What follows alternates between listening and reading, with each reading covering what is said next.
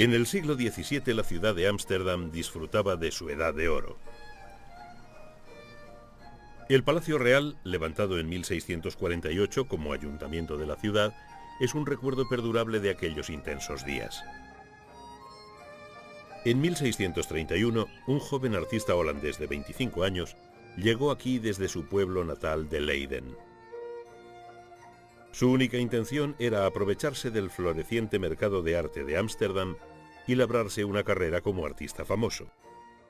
Su nombre era Rembrandt van Rijn.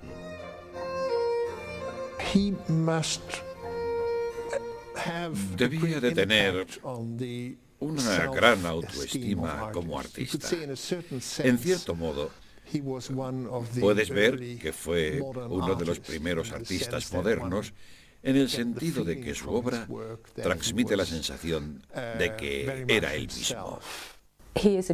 Era un genio, una persona absolutamente notable y sobresaliente, que pensaba, se expresaba y se mostraba a través de imágenes visuales. Alguien con una enorme capacidad para la innovación. Rembrandt es, con mucho, el artista holandés más importante del siglo XVII, un gigante de la era barroca. Estuvo influido por los descubrimientos artísticos de su tiempo, pero desde muy al comienzo de su vida de pintor, Rembrandt siguió sus propias prioridades. Su prodigiosa creación de imágenes bíblicas fue inusual en un país protestante como Holanda. También fue pionero en la nueva técnica del aguafuerte, mientras la serie de autorretratos de toda su vida continúa siendo incomparables.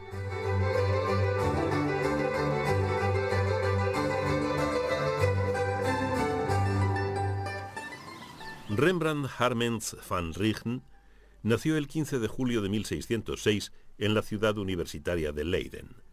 Hijo de un molinero, era el octavo de 9 hijos. No hay detalles sobre su niñez, pero sus padres debieron de impresionarse con su joven talento. A la edad de 7 años le enviaron a la Escuela de Latín de Leiden. 7 años después, entró en la famosa Universidad de Leiden con intención de estudiar a los clásicos. Pero ya sabía que la vida de los libros no era para él y empezó a sentir la verdadera llamada de su vida, el arte. Aunque no se conserva ninguna pintura de su juventud, a la edad de 14 años se fue de la universidad para empezar su aprendizaje como artista. Su primer maestro fue un pintor local, Jacob van Swanenburg. Después viajó a Ámsterdam para pasar un periodo de 6 meses en el estudio de Peter Lastman, un pintor de escenas históricas. Lastman había visitado Italia para experimentar de primera mano las grandes pinturas del Renacimiento, pero el joven Rembrandt decidió no visitar Roma, Florencia o Venecia. Ya tomaba sus propias decisiones y determinaba sus propias influencias. Le preguntaron por qué no iba a Italia, y contestó, ¿por qué iba a ir? Aquí hay pinturas de todos los italianos, obras de todos los grandes maestros italianos. Ámsterdam es una de las ciudades más importantes en el mundo en la enseñanza de arte. La mayoría de las obras de arte más importantes pasan por este mercado, y aquí puedo verlas a mi aire. ¿Por qué voy a molestarme en viajar a Italia? Rembrandt decidió no ir a Italia. Creo que la razón principal es porque tenía confianza en sí mismo, quería formarse él mismo. En muchos aspectos, el deseo de Rembrandt de progresar imita el tipo de actitud que por entonces estaba presente en la nueva nación de las Provincias Unidas de Holanda. Las influencias de un joven artista están expuestas a que las interpretemos de corazón. Pero creo que una de las influencias más importantes, debió de ser la de su amigo Jan Lievens, que era más joven que Rembrandt, pero un niño prodigio.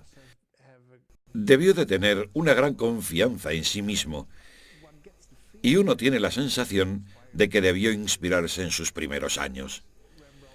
Un Rembrandt destacado para luego llegar a entablar un combate artístico, digamos. Y también su presencia, porque quizá hasta compartieron el estudio, y eso debió ser de gran importancia para Rembrandt. A Livens se le veía con más ambiciones que Rembrandt, deseando pintar a gran escala. En aquel momento Rembrandt estaba pintando a bastante pequeña escala, y eso era una diferencia enorme si comparamos sus primeros trabajos con los de su etapa intermedia. En 1625, el artista de 19 años tenía suficiente talento para montar su propio estudio en su ciudad natal. Las obras de Rembrandt más antiguas que se conocen datan de ese año. Y en cuanto al tema, Rembrandt se volcó en un libro que le llenó de entusiasmo: la Biblia. Este es el Martirio de San Esteban, un vibrante y dramático lienzo representando la ejecución por lapidación del primer mártir del cristianismo. Se lo conoce como un cuadro histórico, que por aquel entonces era el estilo de pintura más considerado. Con este lienzo, el joven Rembrandt demostró su habilidad en este género. La pintura histórica es la que ilustra el dramatismo culminante de un momento histórico significativo. Representa una importante acción humana que puede enseñarte que posee una función ejemplar. Te puede enseñar cómo comportarte, por lo que tiene un significado moral, un valor moral en sí misma. Para ser un pintor histórico, tienes que ser capaz de pintar cualquier cosa. Tienes que ser un buen pintor de bodegones, porque en la historia había objetos. Tienes que ser capaz de pintar carne humana y las proporciones humanas, las emociones humanas, y también poder pintar paisajes, si la historia tiene lugar en un escenario al aire libre. Así que, solo en base a eso, la pintura histórica tenía un buen prestigio. La obra de Elsheimer fue su punto de partida, y es asombroso cómo desarrolló su propia acotación para la escena como un pintor muy inteligente, y en algunos detalles es totalmente una obra maestra. Alrededor de una tercera parte de todas las obras de Rembrandt están inspiradas en la Biblia, y sus magníficos cuadros religiosos están repletos de escenas representando a Cristo en el centro de la acción. En este panel de 1626, Rembrandt representó el momento en que Jesús echó a los mercaderes del templo de Jerusalén.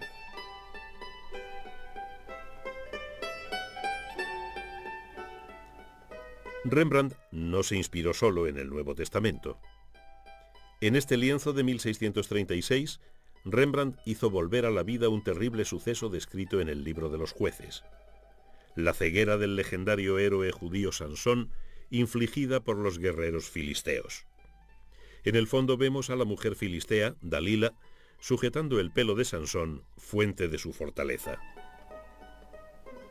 En primer plano, el artista no escatima nada al espectador del culminante drama. Las contorsiones faciales de Sansón son exactamente las que esperaríamos de alguien que pasa por ese trance. Rembrandt también demostró su habilidad para incorporar más elementos narrativos a la imagen, no solo el momento justo de su ceguera. Es una imagen que corresponde al espíritu artístico de aquel momento, el espíritu barroco. La composición global está realizada de tal forma que en una mirada has captado la obra y después vas fijándote en los detalles. La forma de lograr eso consiste básicamente en colocar adecuadamente la luz, fundiendo ciertos elementos en la pintura y proyectándolos hacia la zona iluminada. Otra de las cosas que el arte superó fue algo especial, porque suponía un sutil juego con la asimetría. Dejas correr la vista a través de la luz y de esta forma el uso de la asimetría aporta cierta sensación de movimiento a la imagen en vez de una suma de elementos. De hecho, mejoró ciertos conceptos que debieron de ser ideados por Rubens. Creo que era mejor pensador en estos temas pictóricos. Otro ejemplo de las pinturas del Antiguo Testamento de Rembrandt puede verse en la National Gallery de Londres. Este lienzo de 1635 representa la fiesta del príncipe babilonio Baltasar y revela el entusiasmo por joyas y telas exóticas que permanecerá a lo largo de su vida profesional. Esto también se puede comprobar en una pintura de 4 años antes, la representación de la madre de Rembrandt como la profetisa bíblica Hannah.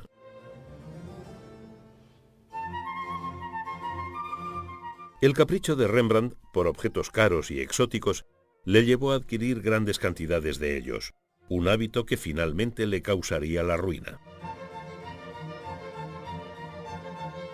Pero cuando la madre de Rembrandt se sentó para que la pintara, la carrera de su hijo estaba despegando. En 1631 Rembrandt se había establecido en Leiden. A los 25 años ya tenía alumnos, incluido Gerrit Dou, un artista que más tarde se haría famoso por sus intrincados y detallados lienzos. Los rumores sobre el talento de Rembrandt se esparcieron más allá de Leiden. En 1628, un hombre de Estado, Constantin Huygens, secretario del príncipe Hendrik Frederik, visitó a Rembrandt. Huygens se impresionó inmediatamente y su influencia le aportó valiosos encargos, incluyendo esta dramática escena del Nuevo Testamento que representa a Cristo resucitando a Lázaro de entre los muertos después de 4 días. A Rembrandt le gustaba pintar sobre la Biblia, lo cual era algo inusual en un país protestante, ya que en las iglesias protestantes se prohíben las imágenes. Le gustaba la Biblia como una fuente de drama, retórica y acción. Toda la emoción humana estaba contenida en la Biblia, y Rembrandt era un gran estudiante de las emociones humanas, así que le dio la oportunidad de demostrar lo que podía hacer. Había una larga tradición de representar cosas sacadas de la Biblia.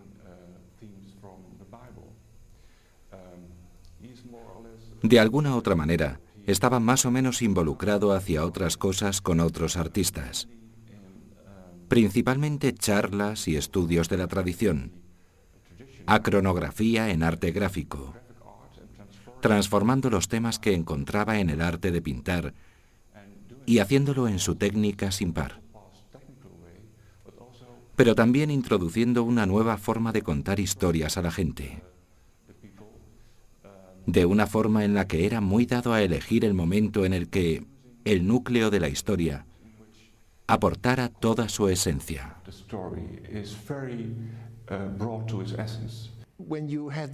Cuando tienes intención de hacer pinturas históricas, esas pinturas históricas no tratan del tipo de historia que nosotros llamamos historia, sino de la historia de la Biblia.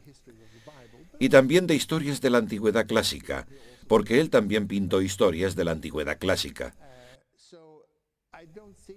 Así que no creo que tuviera una fijación especial con la religión como expresa en su obra.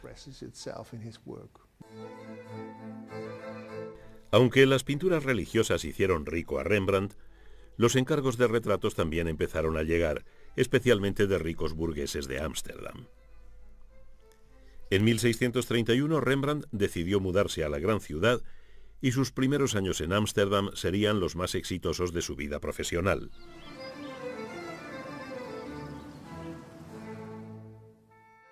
Mientras estaba aún en Leiden, Rembrandt se lanzó a ser él mismo el tema principal de sus lienzos. Este autorretrato de 1629 es uno de los 20 que realizó antes de trasladarse a Ámsterdam.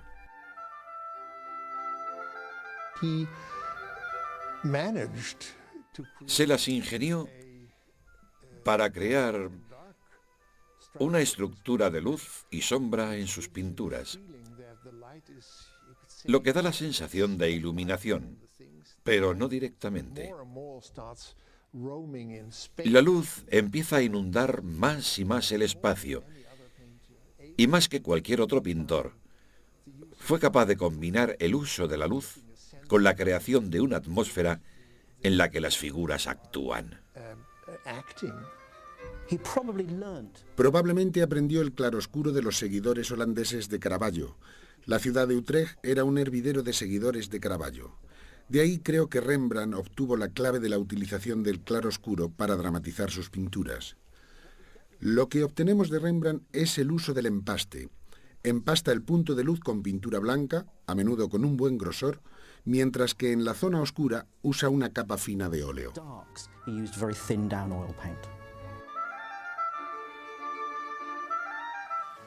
En 1631, Rembrandt llega a Ámsterdam. Entonces, Ámsterdam era una ciudad en auge debido al comercio internacional. Y entre los ciudadanos ricos había mucha demanda de retratos. Frans Hals mostró cómo los retratos podían captar la personalidad del modelo en un determinado momento. Este retrato del comerciante Nicolaas Ratz demostró que Rembrandt también poseía una extraordinaria habilidad para reproducir a sus congéneres. Rembrandt empezó a hacer retratos en 1631 y su gran innovación como pintor de retratos fue que lo que había aprendido como pintor histórico lo aplicaba de forma rimbombante. Eso significaba que intentaba que sus figuras actuasen. Incluso cuando se representaban a sí mismas, a veces se las arreglaba para dar la sensación de que actuaban en vez de estar posando. Pero la gran fuerza de Rembrandt sobre Frans Hals es que él juega con la luz de forma que la luz realmente se transforma en luz, mientras que Frans Hals tiene partes de su pintura iluminadas y partes oscuras en las que la luz apenas consigue esa sorprendente fuerza que tiene en Rembrandt. Rembrandt parece que tenía un estilo de retratar muy penetrante. No solo obtenía la luminosidad de la persona, sino que también se percibe su carácter y un conocimiento más profundo de ellos. Comparándolo con otros artistas del momento, por ejemplo con Frans Hals, este era el maestro del momento pasajero, la clase de retrato que ofrece una sensación inmediata. Rembrandt era más investigador, profundizaba más en el alma. En el siglo XVII, Holanda vio la creación de algunos de los retratos más grandiosos de todos los tiempos. Pero no se sentaron individuos solos delante de artistas como Hals y Rembrandt. A los artistas holandeses a veces se les encargaba retratos de grupo, una forma de pintura prácticamente desconocida fuera de Holanda. Frans Hals fue el primer artista en dominar las dificultades técnicas de un retrato de grupo, a la vez que se mantiene la personalidad individual de las figuras que lo componen. Una vez en Ámsterdam, Rembrandt también se decantó por esa específica rama de la pintura holandesa. Este es el doctor Nicolaas Tulp, el cirujano más famoso de Ámsterdam por entonces. En 1632, este eminente hombre de ciencia encargó a Rembrandt que le hiciera un retrato mientras trabajaba, disecando el brazo de un cadáver mientras 7 doctores más le observan. El resultado fue uno de los cuadros más perdurables de Rembrandt, Lección de anatomía del doctor Tulp. La dificultad de un retrato de grupo nace de la colocación de las figuras. Y sabemos, por los pocos retratos de grupo buenos que han sobrevivido de Rembrandt, que él, si se pasaran esos cuadros por rayos X, se vería que en algunos de esos cuadros estuvo probando con ahínco la organización adecuada del grupo. El primer retrato de grupo que pintó en Ámsterdam es la Lección de anatomía del Dr. Tulp. El Dr. Tulp era miembro del gremio de cirujanos y también era burgomaestre, y vemos cómo se desarrolla la lección de anatomía. Con toda certeza, era una lección privada más que una disección pública. El Dr. Tulp enseña cómo disecar un brazo y muestra sus músculos y tendones. Generalmente, en una lección pública se empezaría por el abdomen. Es interesante ver que todos los miembros de este gremio de cirujanos observan atentamente lo que ocurre. No nos miran de forma insulsa y, naturalmente, el cuerpo en sí mismo tiene su papel en la pintura. Es seguro que sería un criminal ejecutado. Los cuerpos de los criminales se usaban para las disecciones, así que lo que Rembrandt nos proporciona no es simplemente un retrato de grupo, sino que aviva el evento en un retrato histórico. Rembrandt regresó al género del retrato de grupo para hacer algunos de los cuadros más conocidos de su carrera. Pero mientras las pinturas bíblicas y los retratos comprenden la mayor parte de su obra, también pintó desnudos y varios cuadros pequeños de paisajes. Muchos creen que el mejor de todos es este pequeño lienzo, El Molino. Admiradores de esta escena romántica la han incluido entre los grandes paisajistas ingleses Turner y Constable. También proporciona una notable ilustración de los rasgos en curso sobre el enfoque de Rembrandt, una paleta restringida. Rembrandt tenía una paleta limitada, utilizaba negros, marrones y grises, pero también los resaltaba con rojos vivos. Y siempre estuvo muy inclinado a intensificar la superficie de sus cuadros.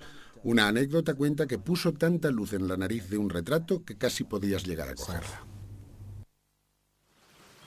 Cuando Rembrandt tenía 30 años, su talento ya era reconocido en Ámsterdam. La posición social de Rembrandt se elevó cuando en 1634 se casó con la adinerada Saskia van Willenbauw, pariente de un marchante de arte con los que Rembrandt había vivido 2 años. A pesar de ser rico por su casamiento, Rembrandt era financieramente temerario. Dejó grandes cantidades de dinero a sus amigos y gastó sumas considerables en esculturas antiguas, en arte del Renacimiento y en objetos exóticos de Oriente. Se acostumbró a acudir a subastas abriendo las pujas con unas sumas tan altas que los demás compradores potenciales perdían el interés inmediatamente. Esto le llevaría finalmente a serias dificultades económicas. Pero en los primeros años de su matrimonio, la principal prioridad de Rembrandt no era el dinero. En 1635 Saskia dio a luz a un niño, Rumbertus. Desgraciadamente murió unos meses después. Le siguieron 2 hijas que también murieron en la primera infancia. En 1641 Saskia dio a luz a un niño saludable, Titus. Como era de esperar, madre e hijo se convertirían en los temas principales de los pinceles de Rembrandt. Los retratos de Saskia y Titus revelan no solo la marca de su paleta y su maestría con el claroscuro, sino un inmenso amor por su familia. Si la pérdida de sus hijos afectó a Rembrandt como hombre, no dejó constancia de ello en imágenes como esta.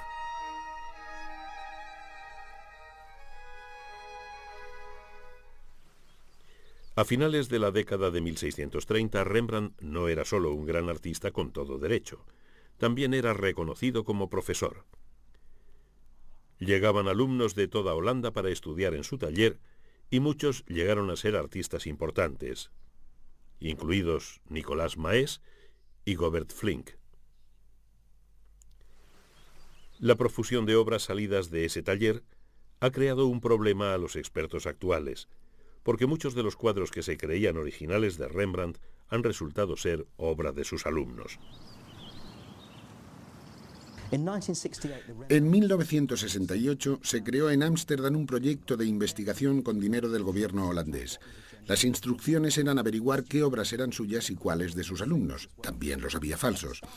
A principios de siglo probablemente habría unos 1000 cuadros atribuidos a Rembrandt.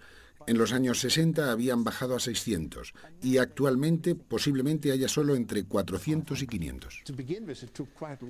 Al principio, nos llevó mucho tiempo antes de poder admitir que la mayoría no eran de Rembrandt y que debían de ser de su estudio o de sus alumnos. Pero hay trabajos de sus alumnos que iban en una línea paralela y dependían del trabajo de Rembrandt. Así que, una vez has comparado las 2 pinturas, la del maestro y la del imitador, reconoces las que son de Rembrandt y las que son de sus alumnos. La duda que envolvía algunos de los cuadros salidos del estudio de Rembrandt se repite en los detalles de su vida. Hay largos periodos en que prácticamente no hay ningún documento que mencione su existencia. Las citas textuales del propio Rembrandt son casi inexistentes. Pero sí sabemos que en 1639 compró esta casa en el número 4 de Judenbreestraat, en el barrio judío de la ciudad. El precio fue de 13.000 florines. A pesar del aparente éxito económico de Rembrandt, pidió prestado el dinero para comprar la casa de Judenbreestraat. Al casarse con Rembrandt, Saskia aportó una dote de 20.000 florines. Vendía los retratos individuales a 500 florines y sus muchos alumnos le pagaban cada uno 100 florines al año por el privilegio de trabajar junto a él. En 1640, la muerte de la madre de Rembrandt le supuso una buena herencia. Pero a pesar de todo ese dinero prefirió no usarlo para pagar la hipoteca. En cambio, sucumbió a su pasión por comprar cosas. Sabemos de varios pintores que poseían alguna colección, pero principalmente eran solo cuadros, alguna escultura y tal vez telas, pero eso era todo. Pero Rembrandt coleccionaba casi todo lo que cualquier coleccionista: antigüedades, documentos, cosas de la naturaleza y también objetos etnográficos, que eran los 4 temas principales que se coleccionaban. Rembrandt tenía de todo, y eso es bastante insólito. La temeridad financiera de Rembrandt tardó años en alcanzarle. A principios de la década de 1640 todavía era un hombre rico, pero en 1642 su suerte empezó a cambiar. En su vida personal fue un año trágico. El 14 de junio murió su querida esposa Saskia. La muerte de sus 3 hijos había minado su salud. El único consuelo de Rembrandt era que el último hijo que tuvo con Saskia, Titus, llegara a la edad adulta. Antes de la muerte de su esposa, Rembrandt había terminado un retrato de grupo encargado por una compañía de la milicia, uno de los muchos grupos de guardias cívicos que surgieron en las ciudades y pueblos más grandes después de la retirada de los españoles.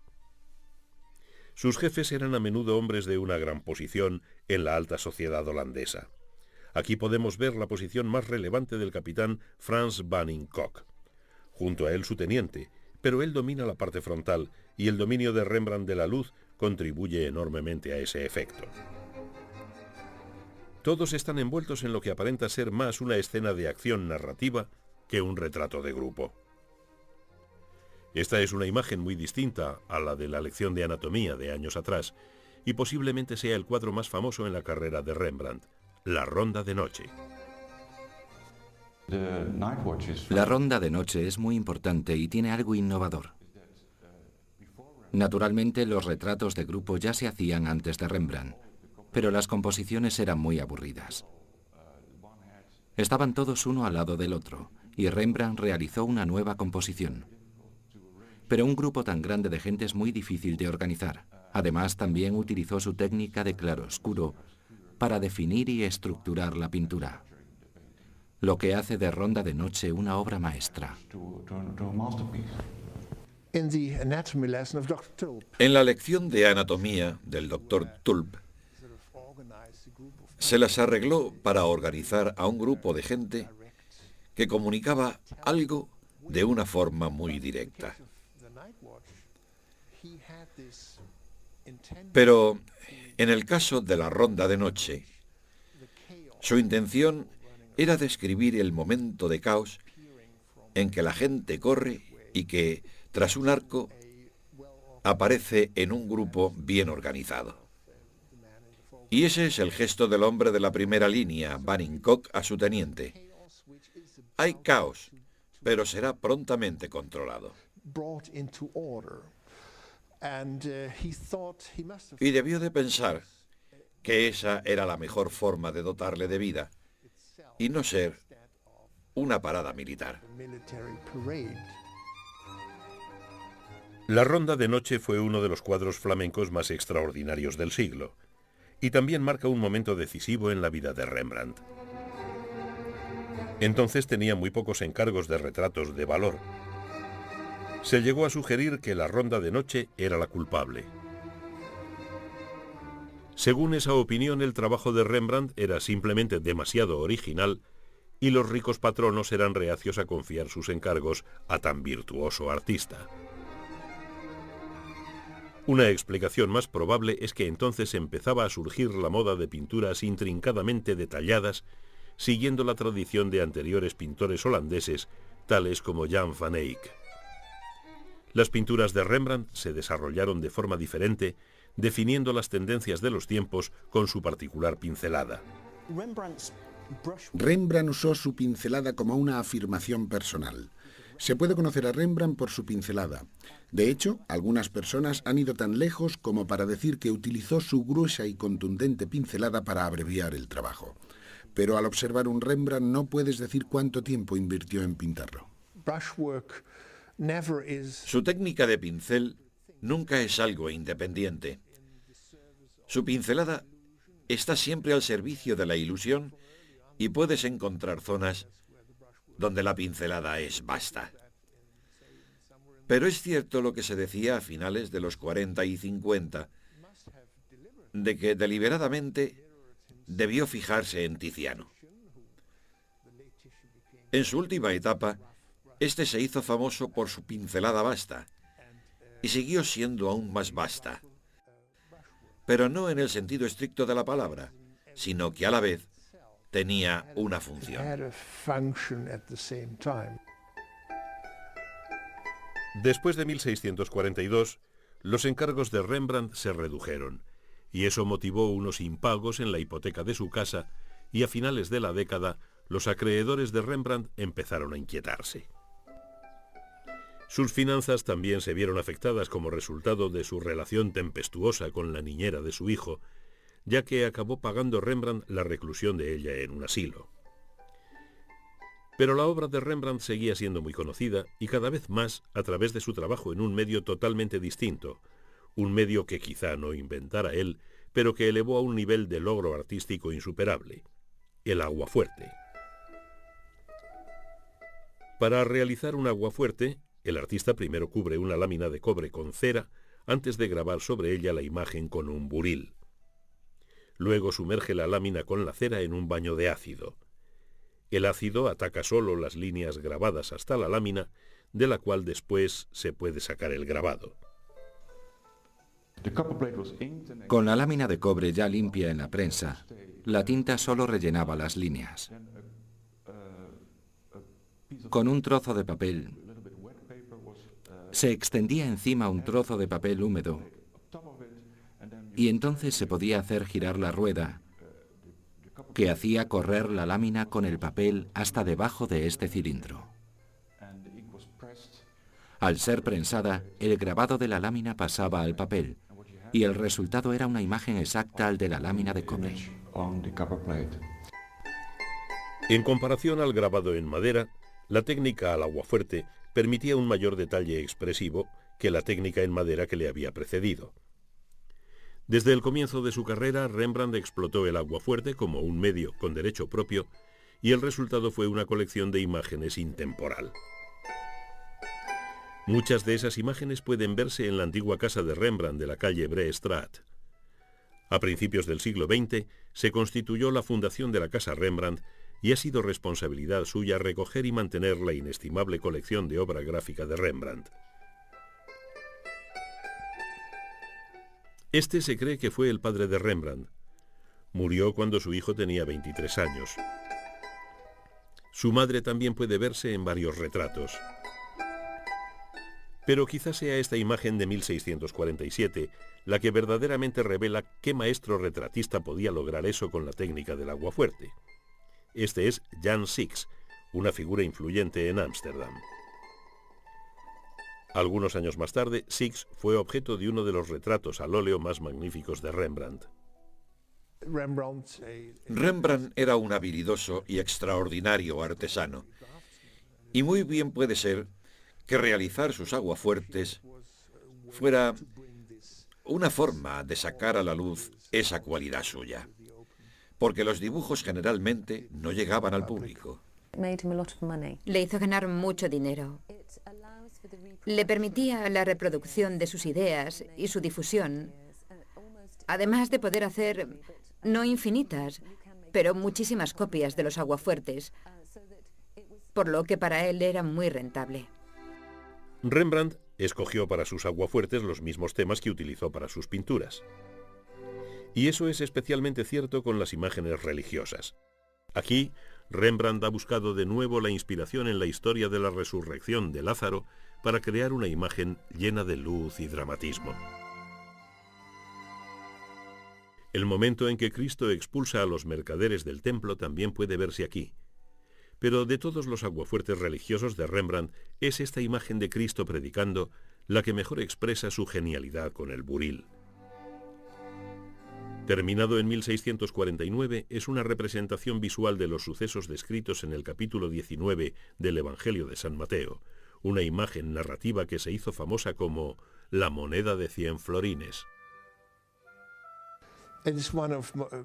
Es uno de los trabajos de Rembrandt más ambiciosos y a la vez más sensibles. Los amantes del arte debieron estar intrigados con él. Aquí está medio acabado. La idea de un trabajo de Rembrandt terminado era algo que fascinaba a los amantes del arte. Toda esa idea del acabado no ocurría solo con Rembrandt, también con Tiziano e incluso con pintores de la antigüedad clásica. Así que el que Rembrandt lo dejara en un punto determinado, después de haber elaborado espléndidamente ciertas zonas con el aguafuerte y dejado otras sin detallar, debió de fascinar a los amantes de la impresión. Al grabado Cristo sanando enfermos se le llamó la moneda de 100 florines, porque alcanzar ese precio en una subasta era una suma enorme. Pero otra vieja historia dice que se llama de los 100 florines porque es lo que pagó Rembrandt para recuperar su obra. Cuando Rembrandt alcanzó la mediana edad, sus aguafuertes estaban entre sus obras más populares, y los vendía por sustanciosas sumas de dinero. Pero a mediados de esa década la situación financiera de Rembrandt alcanzó un punto crítico y en 1656 se le declaró en bancarrota. Durante los 2 años siguientes, su casa y posesiones fueron vendidas para pagar a sus acreedores. El inventario de sus objetos puso de manifiesto diversas colecciones de esculturas, joyas, armas y armaduras. Pero ni siquiera la venta de sus artículos procedentes de todo el mundo bastó para saldar completamente sus deudas.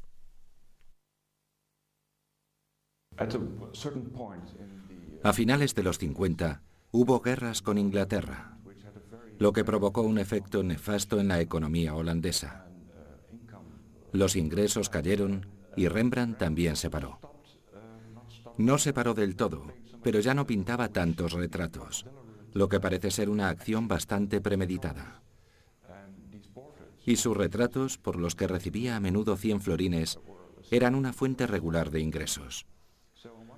Así que de un lado vemos los efectos negativos en sus ingresos. Pero por otro lado, siguió comprando cosas y objetos caros. Y si eso no va de la mano, yo supongo que es lo que le precipitó a la bancarrota.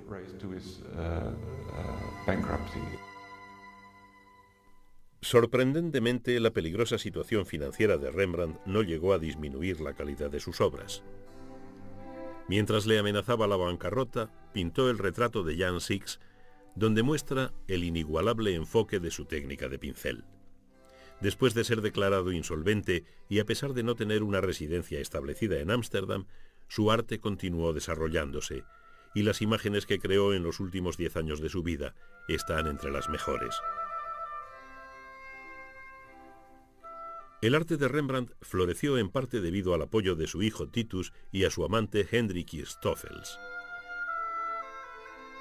Estas dos personas le proporcionaron el tema de muchos de sus cuadros y aguafuertes. La National Gallery de Londres alberga esta espléndida pintura de Hendrik bañándose en un río.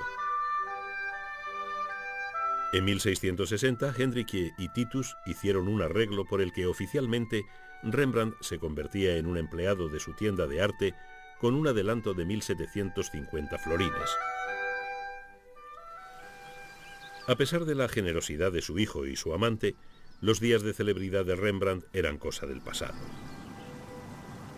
Por entonces, el encargo de pintar el interior del nuevo ayuntamiento de Ámsterdam se concedía a artistas del momento y eso para ellos representaba la fiebre del oro de la oportunidad. Pero Rembrandt no estaba entre ellos. Solo la muerte de un antiguo alumno suyo, Govert Flinck, hizo que Rembrandt recibiera un encargo: la conspiración de Claudius Civilis, una representación de la rebelión de una tribu de los Países Bajos contra los romanos en el año 70 después de Cristo. Era un tema apropiado para una nación confiada que se había sacudido la dominación española hacía solo unas décadas. Pero el lienzo no fue bien recibido y fue retirado del ayuntamiento poco después de su terminación. Pero Rembrandt todavía poseía la suficiente influencia para asegurarse un último retrato de grupo, un cuadro de 6 síndicos del gremio de los pañeros. Terminado en 1662, es el tercero de los grandes retratos de grupo del artista, además de la lección de anatomía y de la ronda de noche. A primera vista, esta pieza parece tener más parecido con la primera obra maestra de grupo de Rembrandt. Es una imagen nada complicada, con muy poco sentido del dramatismo barroco. Pero sí revela la vieja y total maestría de Rembrandt para pintar seres humanos como auténticos individuos con sus propias vidas y preocupaciones, una habilidad compartida con Frans Hals. Es una obra absolutamente fascinante, en parte por la forma en que trata el tema y en parte por la forma en que maneja la pintura y los medios que utiliza. Ese grupo de caras es absolutamente soberbio en sus expresiones. Y eso no es solo porque es un genio como pintor.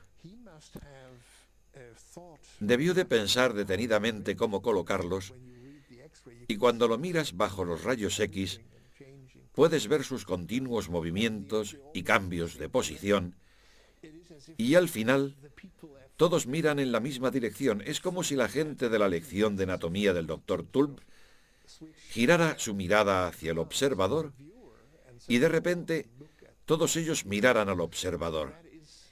Y eso da unidad a la obra. Hay mucha literatura sobre lo que quiso decir con eso, pero yo creo que todavía hay una forma de hacer retratos de grupo en la pintura histórica. En 1662, el pintor de este extraordinario lienzo se aproximaba a la vejez. Tristemente, los últimos años de Rembrandt estarían marcados por más tragedias personales. En 1663, Hendrik Stoffels murió, y en 1668, su amado hijo Titus murió a los 27 años. Ahora Rembrandt era un hombre solo, de 62 años, al que quedaban unos meses de vida. Pero no dejó de pintar hasta el día de su muerte, y en el último año de su vida, Rembrandt pintó la última parte de lo que había sido la empresa de toda su vida: un autorretrato. Este es el último y magnífico lienzo en el que se representa a sí mismo en 1669. Y este es el apreciado claroscuro de sí mismo 40 años antes. En el intermedio, Rembrandt se utilizó muchas veces como tema de sus cuadros. Este es un autorretrato de 1640 y muestra a un confiado y opulento artista en la cumbre de la fama. Todas juntas, estas imágenes suponen una autobiografía visual sin igual en la historia del arte. Una sucesión de cuadros donde Rembrandt nunca esconde su propio deterioro físico. Para muchos, este último lienzo es el más magnífico de todos. Aquí la representación física de la cara de Rembrandt revela las señales psicológicas de una vida y una carrera accidentadas. No obstante, este cuadro del año anterior muestra al artista riendo. Sabemos que Rembrandt estaba sufriendo en esa época la tristeza por sus pérdidas. Sin embargo, esta no es una imagen trágica. En cierta medida, los autorretratos son autobiográficos en el sentido de que muestran su cambio de imagen, pero creo que son más que eso. También nos proporcionan indicios sobre sus propias ambiciones como artista, porque hay numerosas ocasiones en las que parece que Rembrandt está examinándose a sí mismo frente a antiguos artistas. Tiene un autorretrato al estilo de Rafael, otro al de Tiziano. Rembrandt, con esa intuición del pasado, emulaba a artistas antiguos. Creo que existe una continua reflexión sobre el personaje artístico de Rembrandt, de su idea de lo que era ser un artista en Holanda en el siglo XVII, de la reivindicación de la posición del artista como tal, junto a la del escritor. Y creo que es muy ingeniosa y está bien articulada en cuanto a las diversas dimensiones del personaje artístico. Pero a mí me gustaría separar esto y de alguna forma llegar a sus verdaderas emociones y su angustia por algo, porque no creo que se trate de eso. La maestría de Rembrandt en el autorretrato iba emparejada a una habilidad similar con el buril, aunque por razones desconocidas prácticamente dejó de hacer autorretratos al aguafuerte a los 30 y pocos años. Muchas de esas imágenes eran usadas de forma eficaz como dibujos para figuras que aparecerían en aguafuertes a gran escala y en lienzos. Rembrandt, como todos los grandes artistas, necesitaba un arduo trabajo preliminar para sacar a relucir todo su genio. Cuando Rembrandt van Rijn murió el 4 de octubre de 1669, era un hombre solo y agobiado por el dolor. Se dice que en el momento de su muerte no poseía nada más que su ropa y los materiales de pintura.